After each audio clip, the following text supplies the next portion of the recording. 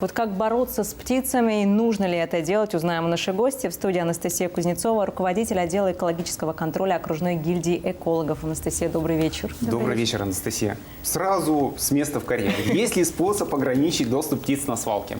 Может быть, сетки натягивать над свалками или еще что-то? Столб для птиц какой-то есть, знак? Есть некоторые методы, к которым прибегают, в частности, полигоны, да, и такие объекты для того, чтобы ограничить появление птиц на объектах.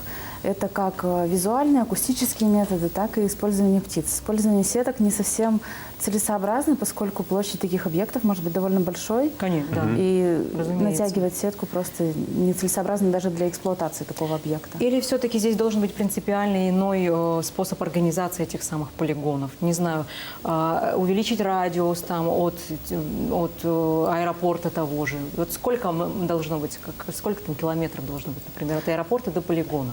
Но в данном случае, если мы говорим о именно таких организованных объектах, то есть не свалка, а именно полигоны, то они, конечно, согласовываются в установленном порядке, и расстояние более 15 километров, насколько я знаю, согласовывается с Росавиацией.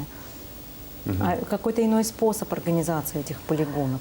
Не знаю, утрамбовывать, чтобы, в общем, птицы не могли туда не проникнуть. Под землю складировать, да, не знаю, там, сжигать, топить. Да, есть, конечно, технологии, и такой наиболее оптимальной технологией является пересып этих отходов. То есть птицы, и как и животные, они питаются вот этим мусором, который остается, пищевые отходы, да, на свалках.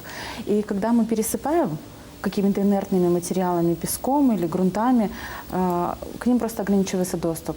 И поэтому, соответственно, птиц и животных становится меньше. Ну все, о птицах, да, о птицах. А кто еще, кроме птиц, несет вот серьезную угрозу, опасность вот со свалок? Ну, это прежде всего бездомные собаки, бездомные животные, грызуны, которых на самом деле... Крысы, кстати, да. Да, большое количество таких объектов. Какую заразу со свалок они могут разносить в город?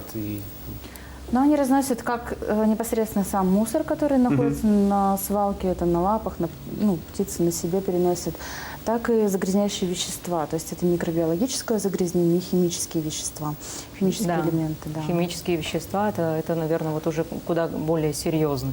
Да, конечно, но это та же пыль, то есть, это все, по сути, химические вещества. Хотя инфекции тоже мало приятного.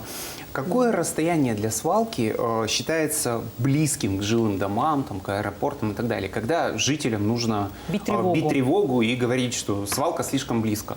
Ну, в зависимости, на самом деле, от разных объектов, для полигонов, для объектов размещения отходов, такие расстояния устанавливаются санитарно-защитными зонами.